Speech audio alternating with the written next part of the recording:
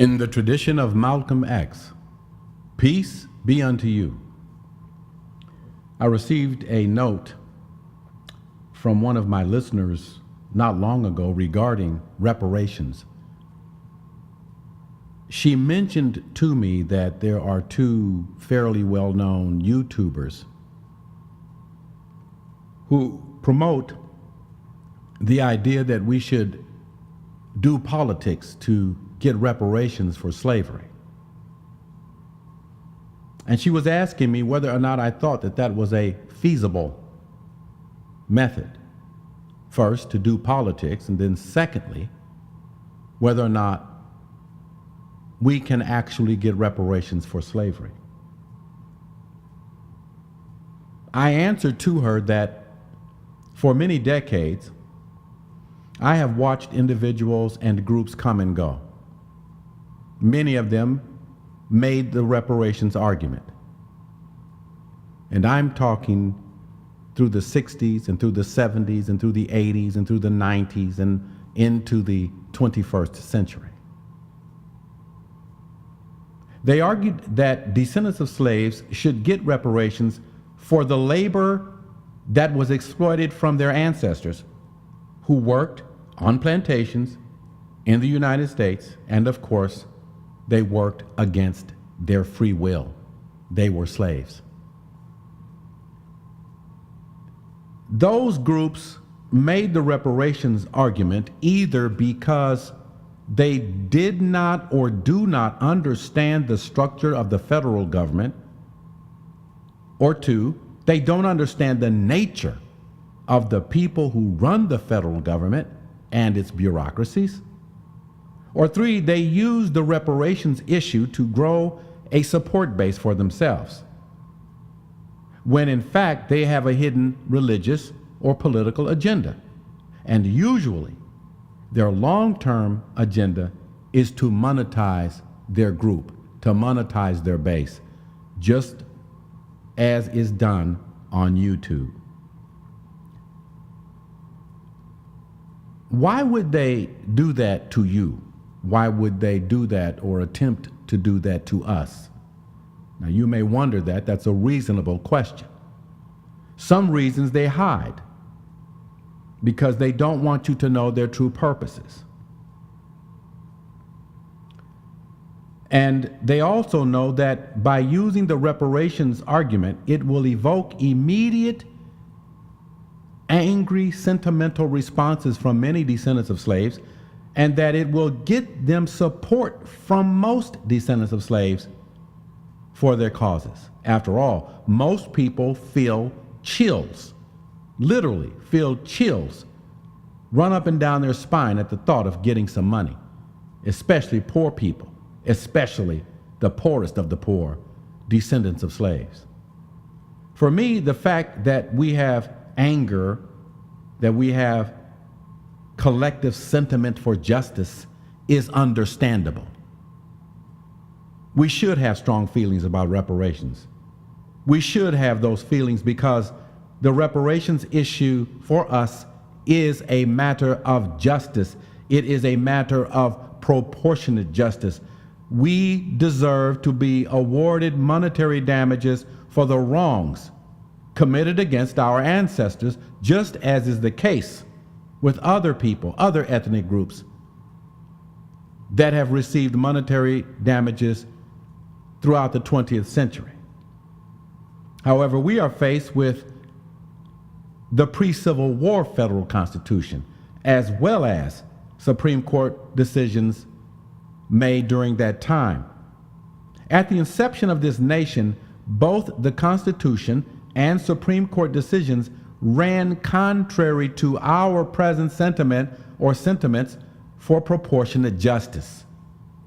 The laws of the land having to do with non-white people in the United States were predicated on injustice, not fairness. Injustice, not fairness to people of African descent, Native Americans, Mexicans, Asians, and everyone else except Northwestern Europeans. Injustice ran with the land, not justice. there was no portion of justice for slaves. The notion, or that notion of legal injustice, was deeply embedded in the collective subconscious of the founders. That is what they believed.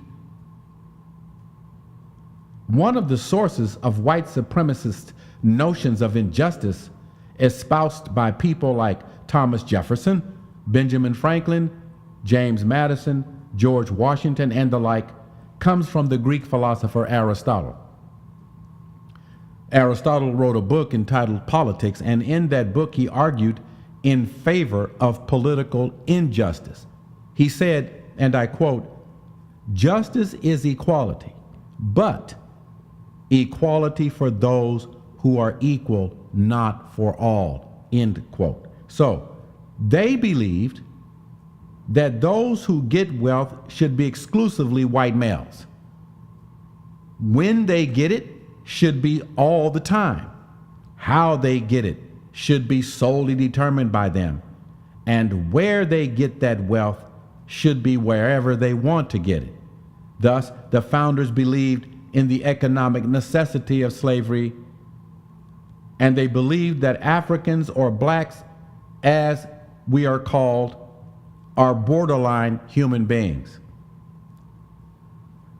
Also, white supremacists would have argued and continue to argue that since we were slaves with no contract rights applicable to us today, because our ancestors were legally set at the bottom of a constitutionally defined social caste hierarchy, and thus not included among those who were beneficiaries of the Bill of Rights as envisioned by the founders, our ancestors, remember, were chattel property like cows. We were not citizens. Our ancestors' status was that of non-human animals. What I tell descendants of slaves is that after Lincoln's reparations proposal for freed slaves during the Civil War, he did make an order. He ordered what is called Special Field Order Number 15 to General Sherman. And that order directed him to give 40 acres and a mule to freed slaves. They did get 40 acres and a mule. General Sherman followed that order.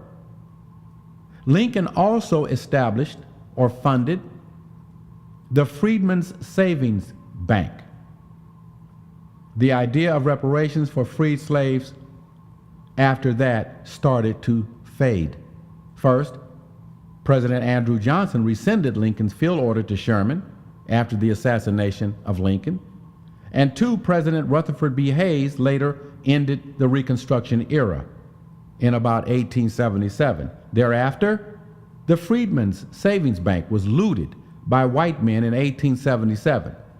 From then on, there is no historical evidence, none whatsoever, that reparations for freed slaves has been an ongoing concern in the United States Congress.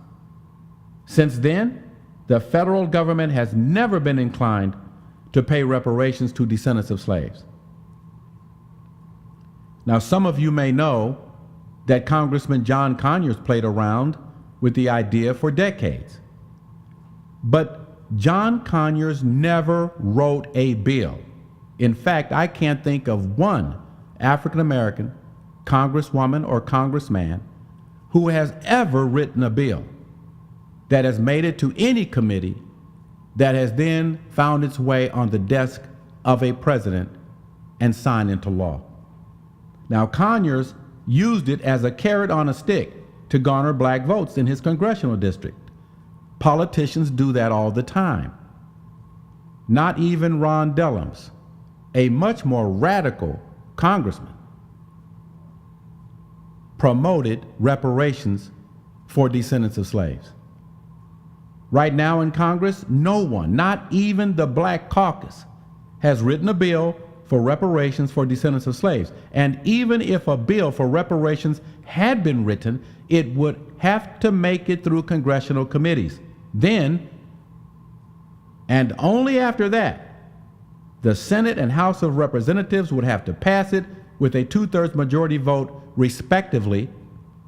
And then finally, even if that were to happen, it would have to be signed into law by a sitting president. Now, you tell me this. Can you imagine Donald Trump signing into law reparations for descendants of slaves? Think for a moment. I can't either. Those are 4 obstacles. Oh, there's a fifth hurdle. Such a law or act of Congress would be challenged in the Supreme Court.